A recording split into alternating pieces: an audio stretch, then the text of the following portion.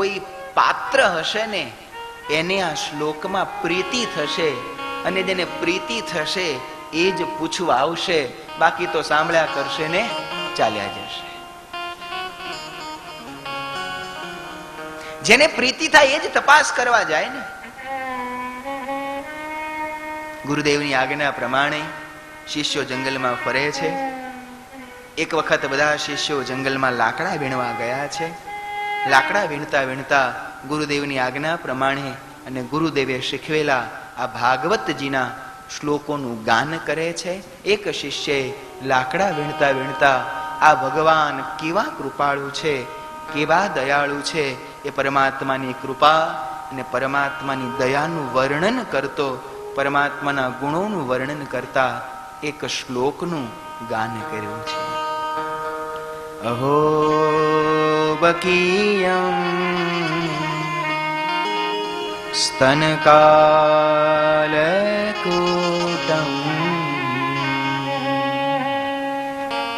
જિઘાંસયાપાય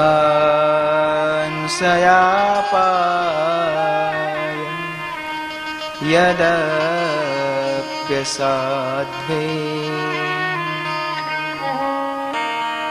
લેભે ગતિમ ધાત ત્ર્યુચિતામ તતોન્યમ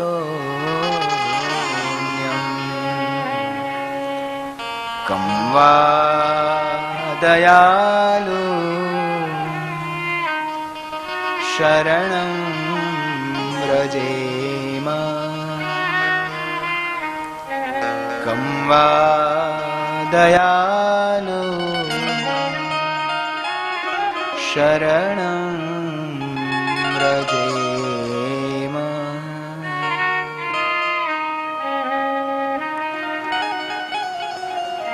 પોતાને મારવા માટે આવેલી પૂતના નામની રાક્ષસી કે જેણે પોતાના સ્તન ઉપર હળાહળ ઝેર લગાડી અને ભગવાનને મારવાનો પ્રયત્ન કર્યો, અને છતાં પણ એ પૂતનાને પરમાત્માએ પોતાની માતા જેવી દિવ્ય ગતિ આપી. આવા દયાળુ ભગવાનને છોડી અને હે જીવ, આપણે બીજા કોના શરણે જઈએ? આ જગતમાં ભગવાન જેવો બીજો કોઈ દયાળુ છે ખરો? નથી. હો, આ જગતમાં ભગવાન જેવો બીજો કોઈ કૃપાળુ છે ખરો? નથી. પણ તકલીફ માત્ર એ છે કે ભગવાન વગર માગે, વગર બદલાની આશા રાખે, દયા કરે છે. એટલે એ પ્રભુની દયા, એ પ્રભુની કૃપા આપણને ક્યારેય સમજાતી નથી. આ જગતનો જીવ દયા કરે ને તો એની માટે આપણને કેટલી ગરજ ખવડાવે, દયા કર્યા પછી આખી જિંદગી યાદ કરાવે, ત્યારે આપણે માનીએ છીએ કે આ ભાઈએ મને જીવનમાં બહુ મદદ કરી, આ મને જીવનમાં બહુ આગળ લાવ્યા. મરીએ ત્યાં સુધી એને યાદ રાખીએ છીએ. કારણ કે જીવ કહીને કૃપા કરે છે, દયા કરી, કૃપા કરી અને યાદ કરાવે છે. ભગવાન કઈ જ બદલાની આશા રાખ્યા વિના, મને ને તમને કઈ કહ્યા વિના આપણા ઉપર દયા કરે છે. પણ મને ને તમને ભગવાનની એ દયા, એ કૃપા દેખાતી નથી. હા, કંઈક જીવનમાં ન હોય ને એ દેખાય છે. આપણા જીવનમાં કંઈક ઓછું હોય એ દેખાય છે. પણ જ્યારે ભગવાન પાસે બે હાથ જોડી અને કંઈક ઓછું છે એની પ્રાર્થના કરો ને, જરૂર કરજો. એ આપણો બાપ છે એને કહેજો, પણ સાથે સાથે એ પણ કહેવાનું ન ભૂલતા કે વગર માગે તે મને કેટલું આપ્યું છે.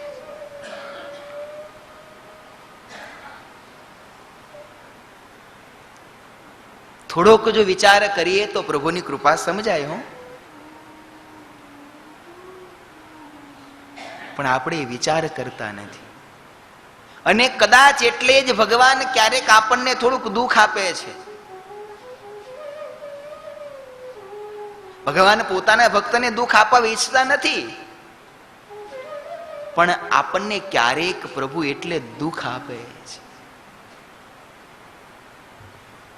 જગતમાં ફોર્મ્યુલા 1 રેસ કાર હોય છે. તમે કદાચ જોયું તો નાની નાની ગાડીઓ હોય એ 500 ની સ્પીડે દોડ લગાવે, રમત છે.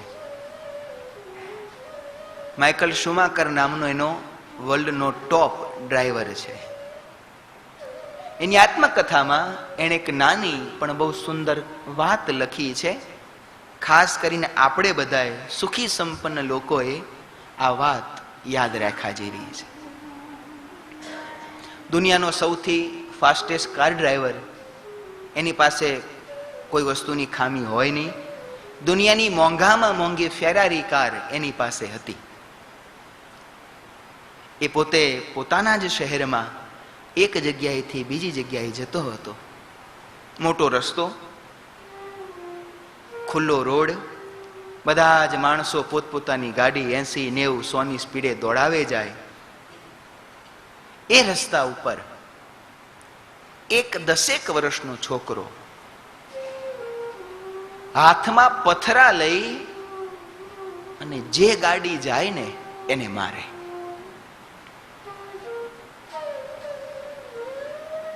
એમ કરતા કરતા બરોબર આ માઇકલની ગાડી આવી. પેલા એ પથ્થર માર્યો અને ગાડીની પાછળની જે ટેલ લાઇટ હોય ત્યાં પથ્થર અથડાયો, કાચ ફૂટી ગયો. તમને સૌને ખબર છે ગાડી જેટલી મોંઘી એટલે એનો ખર્ચો પણ મોંઘો આવે. મનમાં બહુ ક્રોધ આવ્યો કે આ કેવો તોફાની છોકરો છે, આવી મારી મોંઘી ગાડી એની લાઇટ ફોડી નાખી. ક્રોધ આવ્યો એટલે ગાડી ઊભી રાખી, પાછી વાળી. મનમાં થયું કે આ છોકરાને પકડી એના મા બાપ પાસે લઈ જાઓ અને ગાડીનો બધો ખર્ચો એની પાસે વસૂલ કરું. ઊભી રાખીને પાછો આવ્યો. છોકરાને જ્યાં પકડી અને એને ઠપકો આપવા જાય, એની ઉપર જ્યાં ક્રોધ કરવા જાય, ત્યાં છોકરાને રડતા જોયો. રડતા જોયું એટલે થયું શું છે, કેમ તું બધાને પથરા મારે છે, મારી ગાડીનો કાચ તે ફોડી નાખ્યો, કેટલો ખર્ચો આવશે? પેલા છોકરાએ રડતા રડતા કહ્યું કે પણ સાહેબ મારી વાત તો સાંભળો. હું મારા નાના ભાઈને નાની બાબા ગાડીમાં લઈ અને નીકળ્યો હતો. આ ઢાળવાળો રસ્તો હતો, મારાથી નાનકડી ગાડી કંટ્રોલ થઈ નહીં. મારો ભાઈ એમાંથી પડી ગયો છે, એને માથામાં લોહી નીકળે છે, એ બોલતો નથી. હું ક્યારનો બધાને હાથ જોડું છું, હાથ લાંબા કરું છું, પણ કોઈ ગાડી ઊભું રાખતું નથી ને, એટલે મારે પથ્થરો મારવો પડ્યો છે. એની આંખમાં પણ આંસુ આવ્યા, દવાખાને લઈ ગયા.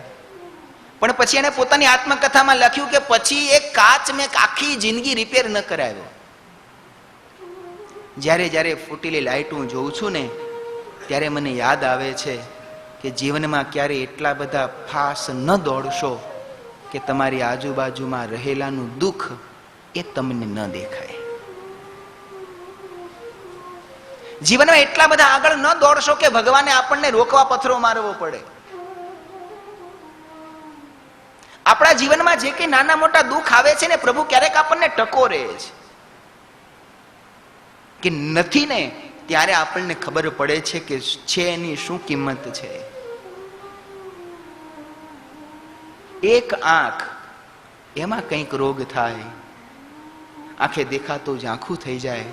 કેટલા ડોક્ટર બદલીએ, કેટલા રિપોર્ટ કરાવીએ, કેટલી ઉપાધિ કરીએ, કેટલો ખર્ચો કરીએ, અને તોય જ્યારે 10 લાખના ખર્ચ પછી પણ આંખ ન બચે, ત્યારે આપણને સમજાય છે કે આ 2 આંખો ભગવાને દયા કરી અને મને મફત આપી. આ શું મારા ઉપર ભગવાનની કૃપા નથી?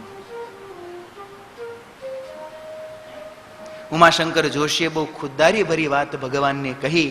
3 વાના મુજને મળ્યા, હૈયું મસ્તક હાથ. બહુ દઈ દીધું નાથ, જા હવે ચોથું નથી માંગવું. પ્રભુએ જે દયા કરી છે એને ઓળખશો ને તો જે નથી ને એનું દુઃખ નહીં થાય. આપણને બધાની દયા સમજાય પણ ભગવાનની દયા યાદ નથી આવતી. હું કાયમ એક વાત કહું છું કે રસ્તામાં જતા હોય, પડી ગયા હોઈએ, પગમાં ફ્રેક્ચર થાય, દવાખાને લઈ જવામાં આવે, ઓર્થોપેડિક સર્જન એક્સરે પાડીને એમ કે તમારા પગમાં 7 ફ્રેક્ચર છે,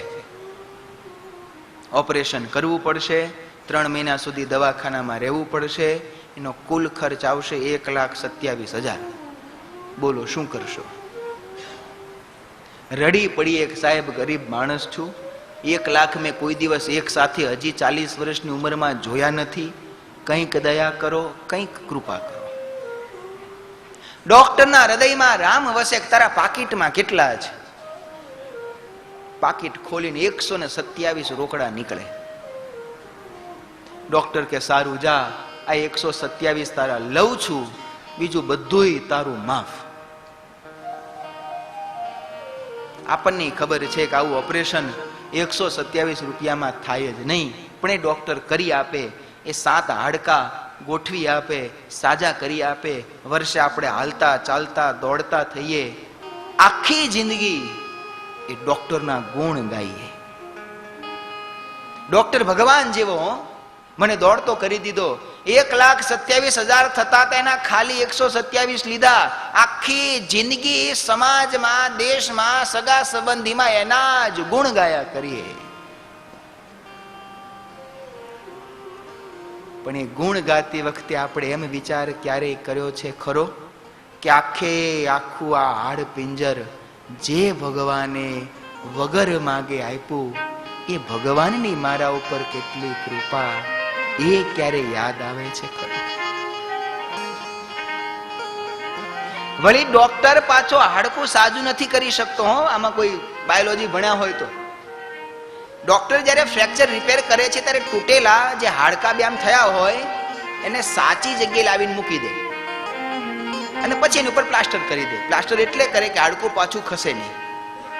એ હાડકા સામ સામે આવે એટલે એને જોડનારો જે ગુંદર છે ને, એ તો ઓટોમેટિક શરીરમાં ભગવાન જનરેટ કરે છે. ડોક્ટર અંદર ફેવિકોલ કે ફેવિક્વિક મૂકે નહીં, એ ખાલી હાડકું ગોઠવે છે. જોડનારો તો આ ભગવાન છે.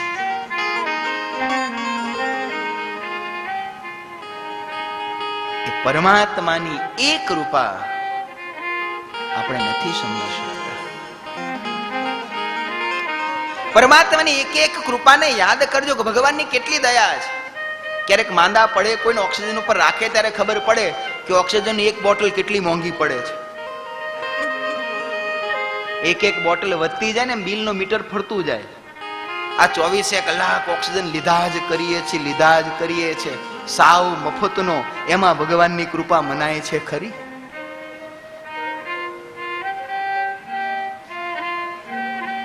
એ ભગવાને અપાર કરુણા આપણા ઉપર કરી છે.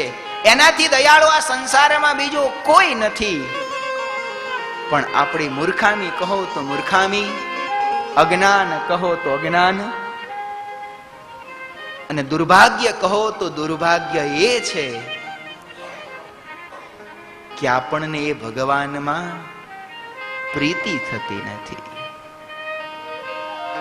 એક મફત દવા આપનાર ડોક્ટરમાં જેવી પ્રીતિ થાય છે, એવી મફત દેહ આપનાર ભગવાનમાં મને ને તમને થતી નથી ને. એ જ આપણું દુર્ભાગ્ય છે. ભાગવત કહે છે આથી દયાળુ બીજો કોણ હોય કે જે પોતાને મારવા આવી છે એવી પૂતનાને ભગવાને પોતાની માતા જેવી ગતિ આપી. આનાથી દયાળુ બીજો કોણ હોય? જગતમાં દયા થાય, કદાચ નિસ્વાર્થ દયા પણ થાય, પણ એ દયા સારા કર્મ ઉપર થાય. કોઈ રાજા આગળ કોઈ સારી કવિતા ગાય ને રાજા કે લઈ જાય એક ગામ, પણ એ સારા કર્મ ઉપર સૌ દયા કરે, પણ પોતાનું બુરું કરે અને છતાંય એનું ભલું કરે એવી દયા એક ભગવાન વિના બીજું કોઈ આ સંસારમાં કરતું નથી. જીવનો સ્વભાવ છે એ જોવે છે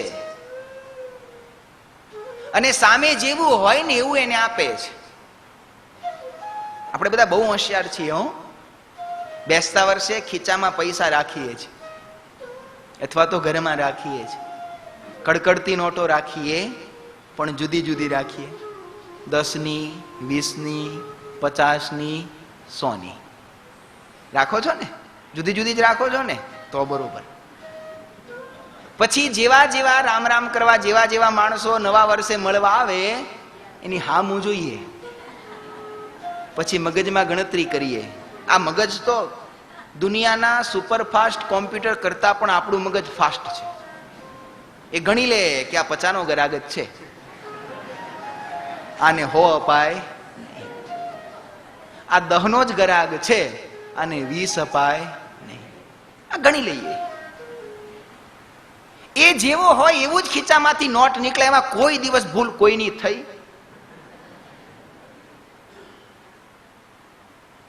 વોરન બફેટ દુનિયાનો સૌથી મોટો ઇન્વેસ્ટર છે. એનું એક બહુ સુંદર ગોલ્ડન વાક્ય છે કે પૈસો આવે ત્યારે દુનિયામાં કોઈ ગાંડો નથી. પૈસાની વાત આવે એટલે બધાય ડાયા હોય છે, બધાયને બધી ખબર પડવા માંડે છે. કોઈ દિવસ ભૂલ થઈ? હારો આ ભૂલમાં પડોશીનો છોકરો કાલે જ ઝઘડો થયો તો અને ભૂલમાં 100 લઈ ગયો. એ 10 જ લઈ જાય, 100 લઈ જ ન જાય. એ આપણી ગણતરી છે. ભગવાન તો કોઈ એનું ગુરુ કરે ને તો પણ એની ઉપર દયા કરે છે.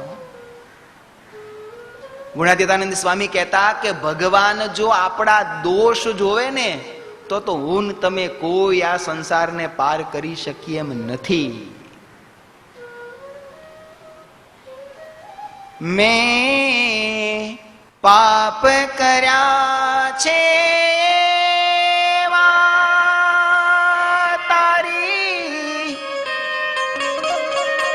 ભૂલો કરવી સેવા.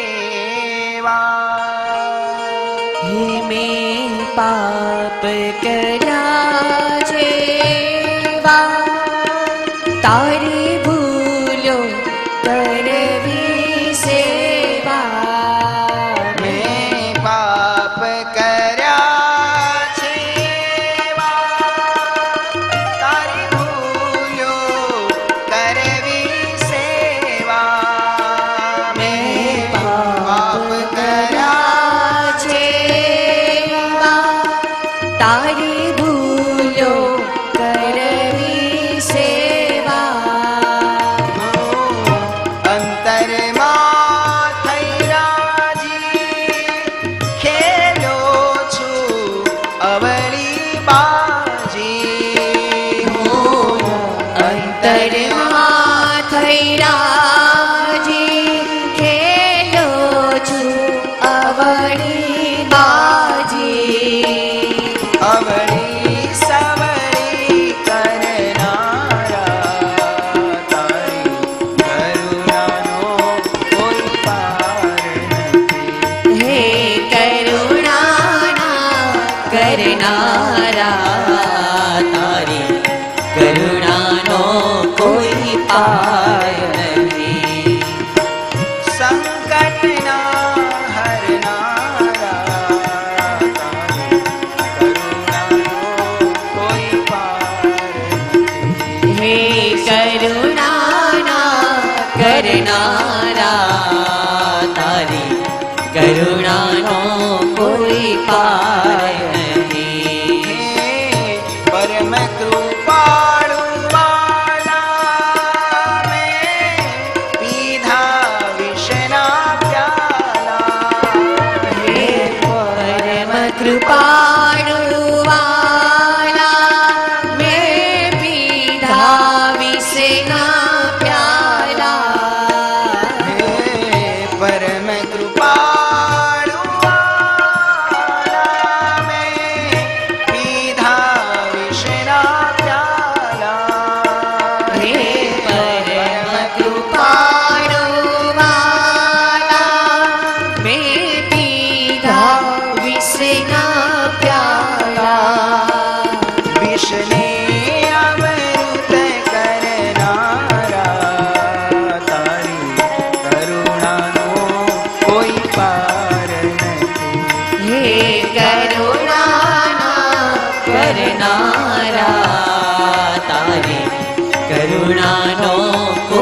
પાર નથી. તારી કરુણાનો કોઈ પાર નથી. એ તારી કરુણાનો કોઈ પાર નથી. તારી કરુણાનો કોઈ પાર નથી.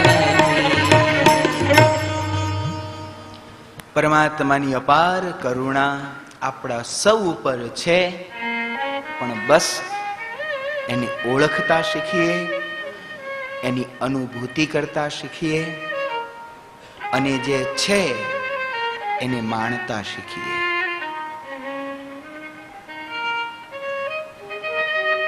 એ જંગલમાં વ્યાસ શિષ્ય જ્યાં પરમાત્માના અદ્ભુત ગુણનું વર્ણન કરતો આ શ્લોક ગાયો, ત્યારે એ જ જંગલમાં એક વૃક્ષ નીચે કિશોર વય જેની છે, નગ્ન દિગંબર દેહ છે, આખા શરીર ઉપર જેમણે ભસ્મ લગાડી છે, આંખ બંધ કરી નિજાનંદમાં પ્રભુ ધ્યાનમાં જે મગ્ન બનીને બેઠા છે, એવા એક બટુક યોગી જેનું કપાળ તેજસ્વી વિશાળ છે, બેઠા છે. અને યોગીના કાને આ શબ્દ પડ્યા છે. અને આ શબ્દ પડતા આંખ ખુલી ગઈ છે. આહા, આવો દયાળુ ભગવાન છે.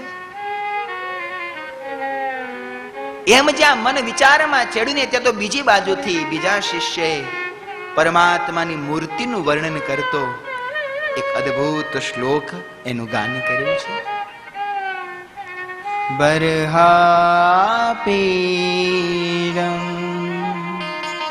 નટવરવપુ કર્ણયો કર્ણિકારમ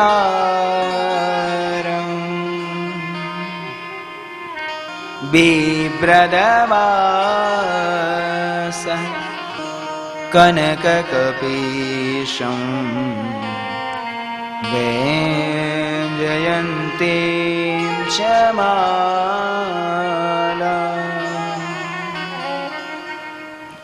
રંધ્રાન્વેણો રાધારસુધયા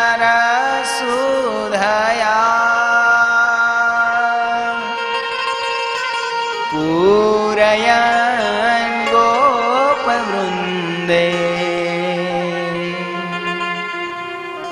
વૃંદારણ્યમ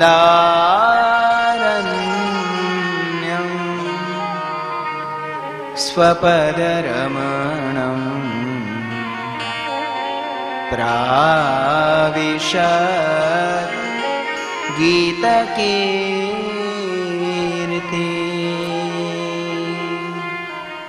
વૃંદારણ્યમ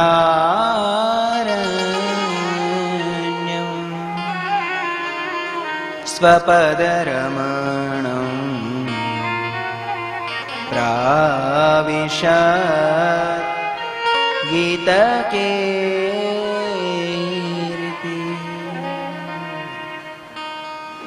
આકાશ જેવો જેમનો શ્યામળ રંગ છે, નટવર જેવો વેશ છે, મસ્તક ઉપર મોરપીંછ છે, અદ્રોષ્ઠ ઉપર બાંસુરી લગાવી છે, અને સખા સાથે વૈજયંતી માળા ધારણ કરી અને ભગવાન કૃષ્ણચંદ્ર નારાયણ વૃંદાવનમાં પ્રવેશ કરે છે. આ પરમાત્માની મૂર્તિનું વર્ણન સાંભળતા જ આ યોગીના અંતરમાં એ મૂર્તિ સ્થપાઈ ગઈ. આમ તો એ યોગી નિરાકાર બ્રહ્મની ઉપાસના વાળા હતા. ભગવાન નિરાકાર છે, ભગવાનનો કોઈ આકાર હોય જ નહીં, તે જ ભગવાન છે, બે ઉપાસના હતી. પણ છતાં એક અને બે શ્લોક જ્યાં સાંભળ્યા હતા, અંતરમાં પ્રભુની દિવ્ય મૂર્તિ પધરાણી અને અંતરમાં જ્યાં મૂર્તિ આવી ત્યાં તો એટલો બધો આનંદ રૂવાડે રૂવાડે ફૂટ્યો. ઉભા થઈ દોડી ગયા છે. દોડી શ્લોક ગાતા શિષ્યોના પગમાં માથું ઝુકાવ્યું છે કે આ એક શ્લોક સાંભળતા મોટા મોટા યોગીઓને લાખો વર્ષો પછી પણ અંતરમાં જે ભગવાનની મૂર્તિ નથી દેખાતી, એ મૂર્તિ આ એક શ્લોક સાંભળતા મારા હૃદયમાં સાકાર થઈ. આપ આ કયા શાસ્ત્રનું ગાન કરો છો? આ હૃદયમાં ભગવાન દેખાવા ને આ કોઈ નાની સૂની વાત નથી હો. આપણે મંદિરોમાં દર્શન કરવા જઈએ છીએ, જુદા જુદા કેટલા બધા મંદિરોમાં દર્શન કરવા જઈએ છીએ. દર્શન એટલે શું?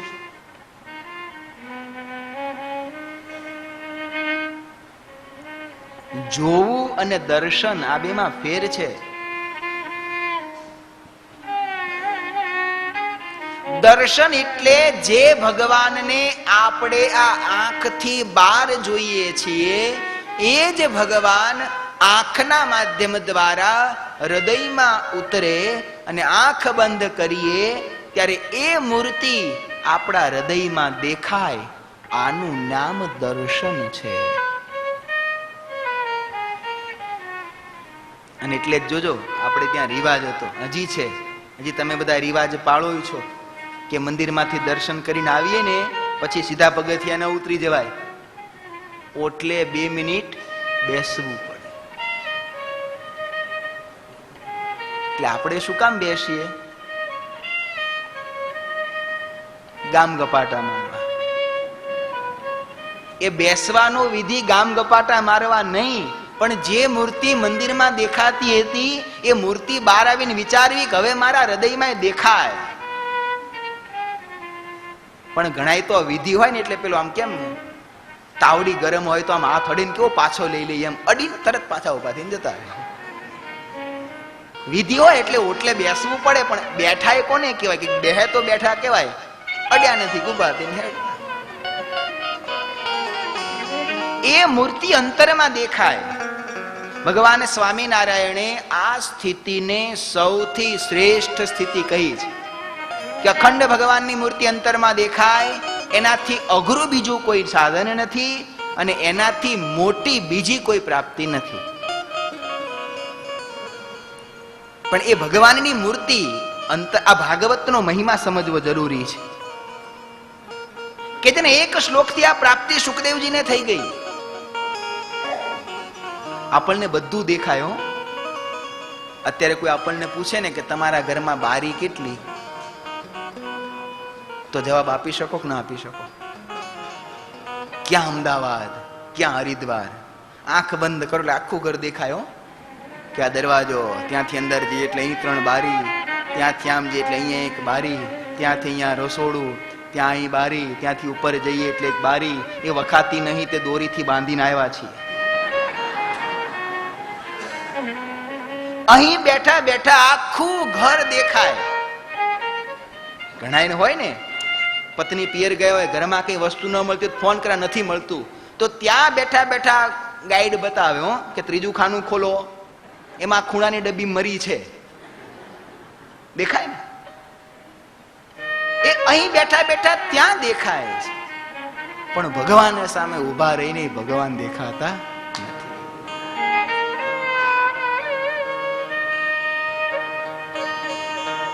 કેમ નથી દેખાતા એ પણ સમજવું. એક જ શ્લોક સાંભળતા સુખદેવજીના અંતરમાં એ મૂર્તિ સાકાર થઈ. એ મૂર્તિ પરીક્ષિતને 18,000 શ્લોક સાંભળ્યા ત્યારે થઈ. બહુ સીધું સાદું આનું ગણિત છે. તમે બધા વેપારી બિલ બુક રાખો છો, બિલ બુકમાં કાર્બન પેપર હોય છે. પેલા એક જ કાર્બન રાખવો પડતો, હવે સરકારના કાયદા વધ્યા એટલે એકની ચલણની 3-4 કોપી રાખવી પડે છે. રાખવી પડે.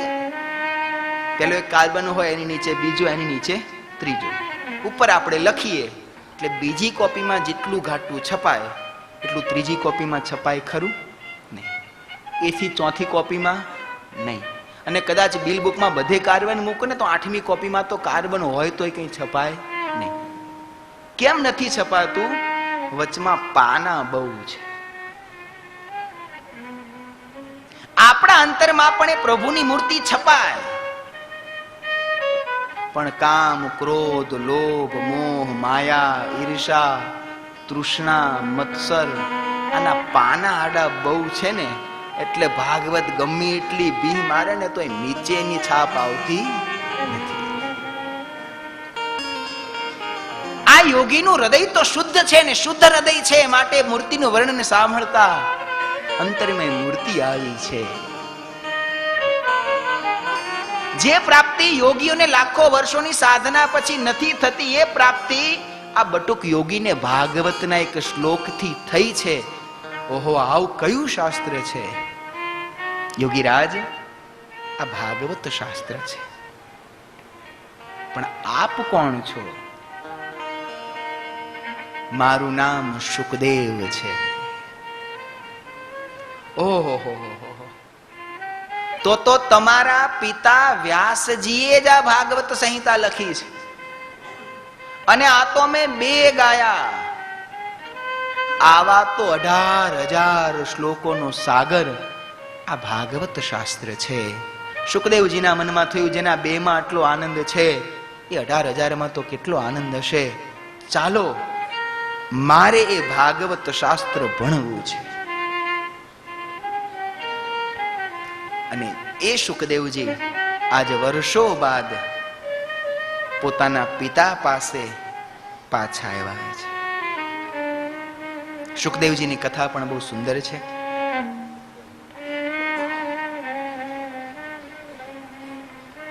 વ્યાસજી ગૃહસ્થાશ્રમી હતા. પોતાના પત્ની, જેમનું નામ હતું આરુણી દેવી, શાસ્ત્રમાં એનું બીજું એક નામ છે વાટિકા દેવી, એમની સાથે પોતે વનમાં પોતાના આશ્રમમાં રહેતા હતા. સમય જતા એમના પત્ની ગર્ભવતી બન્યા. એટલે પોતાનો આવનારો પુત્ર પણ સંસ્કારી થાય, ભગવદ ભક્ત થાય, એટલા માટે વ્યાસજી પોતાના પત્નીને દરરોજ ભગવાનની કથા અને શાસ્ત્રની વાતો સંભળાવે છે. ગર્ભ સંસ્કાર એ બહુ મોટી વસ્તુ છે, જેને આજે વિજ્ઞાન પણ સ્વીકારે છે. આપણા શાસ્ત્રીએ તો વર્ષો પહેલા કહ્યું છે કે માતાના ગર્ભમાં જે બાળક છે, એ બાળકના જીવન અને એના વિચારસરણીનો આધાર એ 9 મહિના સુધી એ સ્ત્રીએ જીવન જીવ્યું છે ને એના ઉપર છે. એ સમયગાળો માતા જેટલું પવિત્ર, શુદ્ધ, સાત્વિક, સંસ્કારમય અને ભગવદમય જીવન જીવે, આવનારું બાળક પણ એટલું જ શુદ્ધ, સાત્વિક અને સુંદર થાય છે. અને એ સમયગાળો જેટલો દુરાચારમાં, પાપાચારમાં કે ભોગવિલાસમાં વીત્યો, આવનારું બાળક પણ એટલું જ અવિવેકી, એટલું જ કુસંગી થાય છે. પ્રહલાદજીની કથા ત્યાં પ્રમાણરૂપ છે, એની વિસ્તારથી ચર્ચા ત્યારે કરીશું. પણ પોતાનો દીકરો સંસ્કારી થાય, સુંદર થાય, એટલા માટે વ્યાસજી પોતાના પત્નીને સુંદર કથા સંભળાવે છે. હવે એમના પત્ની તો કથા સાંભળે કે ન સાંભળે, પણ ગર્ભમાં રહેલા બાળકે આ વાત સાંભળી છે. આ બહુ ચમત્કારી કથાઓ છે. આપણી બુદ્ધિ કામ ન કરે ને એવી આ કથાઓ છે. ગર્ભમાં રહ્યા બાળકે આ વાતો સાંભળી છે. અને વ્યાસજી કાયમ પોતાના પત્નીને જ્ઞાનની વાત કરે કે દેવી, આ જગતમાં એક ભગવાન સત્ય છે, બીજું બધું ખોટું છે. પણ આ જીવ જગતમાં આવે છે એટલે જગતની માયા એને વળગી જાય છે, અને માયા વળગતા સાચા ભગવાન એને ખોટા દેખાય છે, અને ખોટું જગત એને સાચું દેખાય છે. ઉપનિષદ આને સુંદર એક ન્યાયથી સમજાવે છે કે જેમ કોઈ નગર શેઠની મોટી શેઠાણી હોય, એને ગળામાં ખોટો સોનાનો હાર પહેર્યો હોય, પણ એ લગ્ન પ્રસંગમાં જાય, આખું નગર જુએ તો એમ જ માને કે આ તો શેઠની શેઠાણી છે, એટલે હાર સાચા સોનાનો જ હશે. અને એક ગરીબ મજૂર હોય, 20 વર્ષ સુધી બચત કરીને એક સાચી સોનાની વીંટી પહેરી હોય, પણ આખું જગત એમ માને કે આની પાસે ક્યાંથી હોય, આ તો ખોટી હશે. એ ખોટું સોનું જો સાચા શેઠાણીનો આધાર કરે છે તો સાચું થઈ જાય છે. સાચું સોનું એક મજૂરનો આધાર રાખે છે તો સાચું હોવા છતાં ખોટું દેખાય છે. એમ માયા વડે કરી જીવને સત્ય એવા પરમાત્મા અસત્ય લાગે છે, અને અસત્ય એવો સંસાર સત્ય લાગે છે. આ વાત ગર્ભમાં રહેલા શુકદેવજીએ જાણી લીધી છે, અને એટલા માટે 9 માસ પૂર્ણ થયા છતાં પણ માતાના ગર્ભમાંથી એમણે જન્મ ધારણ કર્યો નથી. 10 મહિના વર્ષ વીત્યું, માતાને થોડી પીડા થાય. વ્યાસજી પોતાના પુત્રને કહે છે કે બેટા હવે જન્મ ધારણ કરો, તમારી માતાને પીડા થાય છે. શુકદેવજી કે હું જન્મ ધારણ ન કરું, કે હું જેવો જન્મ ધારણ કરું ને એવી માયા મને વળગી જાય, અને માયા મને વળગી જાય તો ભગવાન મને ભૂલાઈ જાય. શાસ્ત્ર કહે છે માતાના ગર્ભમાં જીવ હોય છે ને, આપણે બધા ત્યાં સુધી આપણને બધું જ્ઞાન હોય છે, ત્યાં માયા હોતી નથી. માતાના ગર્ભમાં ઊંધે માથે જીવ લટકતો હોય, અપાર પીડા પામતો હોય, અને ત્યારે ભગવાનને પ્રાર્થના કરે, હે પ્રભુ આમાંથી મને છોડાવો, હવે બહાર જઈને તમારું ભજન કરીશ. કેટલાય વાયદા કરે, ભગવાન દયા કરીને એને ગર્ભાવાસના દુઃખમાંથી છોડાવે. જેવો આવે એટલે પેલું હું અહીંયા તું ત્યાં. જન્મતાની સાથે જગતની માયા મને ને તમને સ્પર્શી જાય છે એટલે ભગવાન ભૂલાઈ જાય છે. માયાના બીકથી શુકદેવજી જન્મ ધારણ કરતા નથી. વર્ષો વીત્યા, આમ કરતા 14 વર્ષ થયા. માતાના ગર્ભમાં દિવ્ય રૂપે શુકદેવજી 14 વર્ષના બાળક રૂપે નથી રહ્યા. પછી પિતાજી કહ્યું બેટા તું જન્મ ધારણ કર. તો કે આ જગતમાંથી માયા સંકેલો તો હું જન્મ ધારણ કરું. વ્યાસજી કે બેટા માયા તો જગતનું પેટ્રોલ છે, એ જો અટકી જાય તો જગત તમે બધા અહીંયા આવતા રહો. માયા અટકી જાય તો વૈરાગ થઈ જાય, એ ન ચાલે, તો હું જન્મ ધારણ ન કરું. પછી વ્યાસજીએ પોતાના તપોબળથી ગાયના શિંગડા ઉપર રાઈનો દાણો મૂકીએ અને જેટલો સમય રહે, કહેતા સેકન્ડનો 6 ભાગ, એટલા જ સમય માટે આ જગતમાંથી માયા સંકેલી. એ જ સમયે શુકદેવજીએ જન્મ ધારણ કર્યો. જન્મતાની સાથે 14 વર્ષના બાળક જેવું એમનું રૂપ થયું. અને જન્મ્યા ત્યારે માયા નહોતી, એટલે હું ને મારું આ બે શુકદેવજીમાં હતું નહીં. એટલે આ મારું ઘર ને આ મારા પિતા, આ મારી માતા, આવો કઈ મોહ એમને લાગ્યો નહીં. જન્મતાની સાથે ભાગી નીકળ્યા. આગળ શુકદેવજી, પાછળ વ્યાસજી. બેટા ઉભો રે, બેટા ઉભો રે. શુકદેવજી કહે છે પિતાજી કોણ કોનો બાપ ને કોણ કોનો દીકરો? આ તો દેહના સંબંધ છે. આત્મા કોઈનો દીકરો નથી ને આત્મા કોઈનો બાપ નથી. વ્યાસજીએ બહુ કહ્યું છતાં પણ શુકદેવજી ન માન્યા. ત્યારે વ્યાસજીએ છેલ્લી વાત કહી કે બેટા જા, ભલે જા, પણ આ સંસારમાં ગુરુ વિના ભગવાનની પ્રાપ્તિ કદી થતી નથી. અને તારે માટે જો કોઈ યોગ્ય ગુરુ આ બ્રહ્માંડમાં હોય તો મિથિલાના રાજા જનકજી છે, તું જનક મહારાજાને ગુરુ બનાવજે. એટલું કહી વ્યાસજી પાછા વળ્યા. શુકદેવજી આગળ ચાલ્યા, નિજાનંદમાં મગ્ન ફરે છે. પિતાજીના વચન યાદ છે. થોડા સમય ફરતા ફરતા પોતે જનકપુરી મિથિલા આવ્યા છે. મિથિલા આવ્યા છે ને જોયું ત્યાં તો આહા સોનાની નગરી, સોનાનો રાજમહેલ, એની અંદર રહેતો રાજા મહારાજ જનક, દાસ દાસી, નોકર ચાકર, હાથી ઘોડા, પાલખી, કુટુંબ પરિવાર, આવો ગ્રહસ્થ પુરુષ. અને જન્મતાની સાથે જેને સંસાર છોડ્યો છે એવો ત્યાગી પુરુષ શુકદેવ. મનમાં થયું કે આ ભોગ વિલાસમાં રહેતા જનક એ મારા ગુરુ થશે. પિતાજીએ કહ્યું છે તો જવું તો ખરા. દ્વારપાળને કહ્યું કે મહારાજ જનકને સમાચાર આપો કે વ્યાસપુત્ર શુકદેવ આપના શિષ્ય બનવા આવ્યા છે, અંદર આવવાની રજા માંગે છે. દ્વારપાળ ગયો.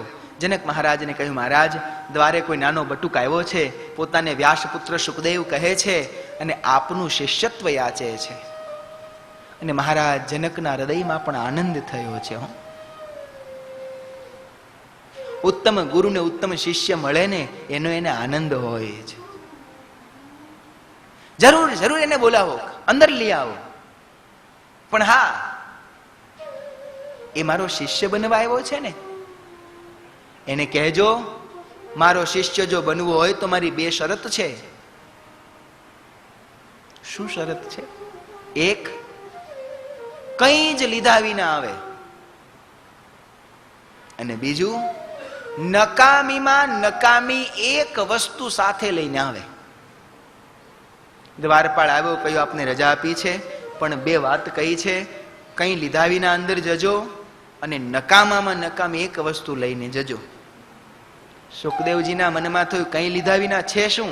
કોપી નથી એ ફેંકી દીધી, કંઈ નથી. હવે નકામામાં નકામી વસ્તુ લઈને જવું. સુખદેવજી નગરમાં નકામી વસ્તુ શોધવા નીકળ્યા છે. થયું જગતમાં નકામું શું છે? ગયા ને એક રસ્તા વચ્ચે પથ્થર પડ્યો હતો, તો આ પથ્થરો નકામો છે, લાવો લઈ જાઉં. સુખદેવજી જ્યાં પથ્થર ઉપાડવા ગયા, ત્યાં તો એ પથ્થરને વાચા ફૂટી પથ્થર બોલ્યો છે, સુખદેવ મને કેમ ઉપાડો છો? તું નકામો. અરે હું નકામો છે નો? કોઈ સારો શિલ્પી જો મને જોઈ જાય, મને લઈ જાય અને મારામાંથી ભગવાનની મૂર્તિ બનાવે, મંદિરમાં મને પધરાવે, આખી દુનિયા મને લાડવાના થાળ કરીને માથું નમાવે, હું નકામો નથી. હતી એટલી વસ્તુ સુખદેવજીએ સ્પર્શ કર્યો, બધાએ કહ્યું અરે છેલ્લે પેલું ગાયનું છાણ પડ્યું હતું એ ઉપાડ્યું, આ તો નકામું ને. એને અવાજ ફૂટ્યો, સુખદેવ અમે નકામા નથી, અમારું ખાતર થાય છે.